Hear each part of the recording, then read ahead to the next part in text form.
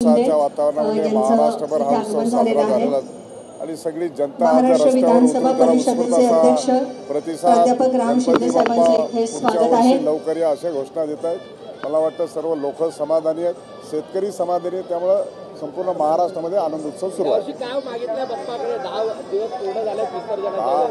गणपती बाप्पाला हेच मागितलं, सुख शांती आणि समृद्धी आणि वेळेवर पाऊस पडू दे, एवढंच मी गणपती बाप्पाच्या चरणी मागणं मागितलं। पाहणीसाठी आलाय, कशा प्रकारची व्यवस्था कसं दिसून येते?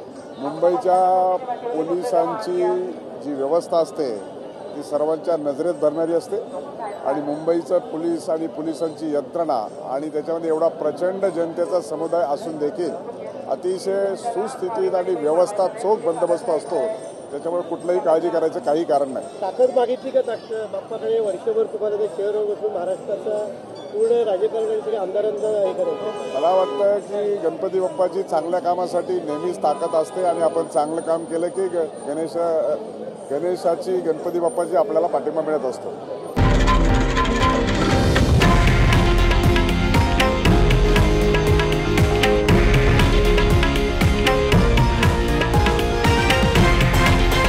हे आहे देशातील नंबर 1 न्यूज नेटवर्क आणि आपण पाहत आहात TV9 मराठी, एकमेव।